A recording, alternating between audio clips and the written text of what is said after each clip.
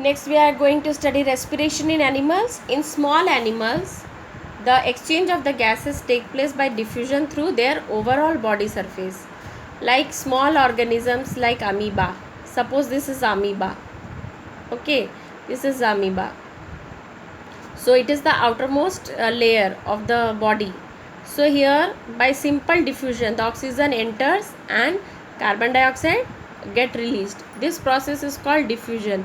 Through simple diffusion oxygen enters into the body and carbon dioxide is coming out from the body by the simple process of diffusion. In earthworm and leech, skin is the organ for exchange of gases. It is smooth, moist and richly supplied with blood. If you are talking about the earthworm, if you are talking leech or earthworm, then the skin is very moist and soft and this skin contains large number of blood vessels. This is the skin, outside skin is there, and it has so many blood vessels, veins. Okay, so many blood vessels are there, so they are easily absorbing. जैसे simple diffusion से oxygen हो रहा है ना, these blood vessels will simply take inside oxygen into the body. Very easily oxygen enters into the body of the earthworm and the leech.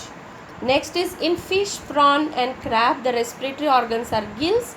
Oxygen rich water enters the mouth and oxygen deficient water leaves through the gills. What happens here? Suppose this is the fish, prawn, crab जो बोल रहे हैं ना, here these are the gills. From here the water enters, from the mouth water enters, and here the gills, from the gills are also richly supplied with blood vessels. Gills are also richly supplied with blood vessels. So water along with oxygen means air, water along with the air, oxygen rich air will enter into the mouth and it will come out through the gills. ये gills से बाहर निकलता है वो पानी. इस बीच क्या होता है, there will be exchange of oxygen take place.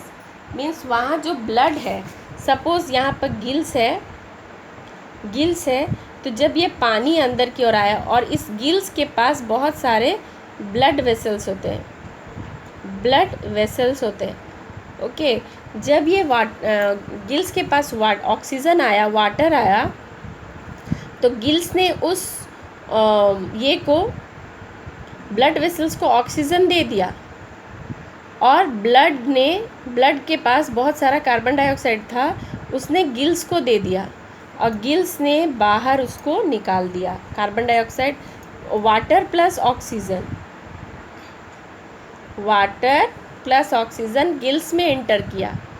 Gills ने उस ऑक्सीजन को, ओनली ऑक्सीजन को ब्लड वेसल्स में डाल दिया. ब्लड वेसल्स ने उसके बदले कार्बन डाइऑक्साइड को गिल्स में दे दिया और गिल्स ने कार्बन डाइऑक्साइड को बाहर निकाल दिया अलॉन्ग विथ वाटर. ठीक है, इसको ध्यान से समझो. Water plus carbon dioxide has entered into the gills. From the gills oxygen will enter into the blood vessel, and here in the blood vessel the carbon dioxide was already present. Blood में carbon dioxide already present है क्योंकि इसको हमको बाहर निकालना है. सो ये gills में आएगा और गिल्स से वो बाहर पानी के साथ चला जाएगा. ऐसे यहाँ से गिल्स से वो बाहर की ओर निकल जाता है, मुंह से एंटर करता है और गिल्स से बाहर निकल जाता है. ऑक्सीजन अंदर चला जाता है और कार्बन डाइऑक्साइड बाहर आ जाता है.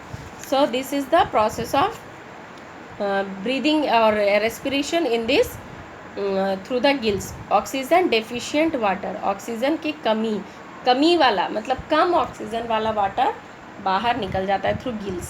Now insects have a network of branch tubes called trachea for respiration. ठीक है, यहाँ पर है here in the picture of the insect one tracheal system is there. See यहाँ पर one tube like structure is there, network of branch tubes called trachea. लंबा सा पूरे बॉडी में है These trachea open on the surface of the body. ये surface मतलब skin के ऊपर, ये सरफेस के ऊपर में छेद के जैसा opening on the surface of their bodies through pour.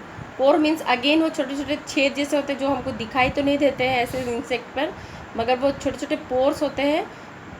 Pores के मदद से ये ब्रांच ट्यूब्स है और ये ऑक्सीजन वो एयर माउथ के थ्रू ऐसा अंदर जा रहा है और फिर वहाँ पर एक्सचेंज वो बाहर नहीं निकलता है क्योंकि उनके पास नाक जैसा कोई सिस्टम नहीं है, but it comes out through this spiracles. यहाँ से माउथ के थ्रू से एयर जाता है, ये ट्रैकियल सिस्टम में पूरा तरह से फैल जाता है. यहाँ से लेके एयर जो है it goes and goes, it goes and the carbon dioxide comes out through this spiracles. These spiracles ये ओपनिंग्स है, opening on the surface of the skin है. ठीक है. Air enters into through the mouth into the body and it enters the tracheal system. Tracheal system is a tube like structure and air is going in the each tube it is going, and oxygen is taken into the blood. Oxygen is taken into the blood, whereas carbon dioxide comes out from the body through these spiracles, through these pores from the body. ठीक है. Next is some animals have very well developed spongy organ called lungs. In mammals, diaphragm and rib cage support the process of breathing. Diaphragm and rib cage. Many of you might have observed the movement of the ribs in cows, dogs and small babies while they are sleeping.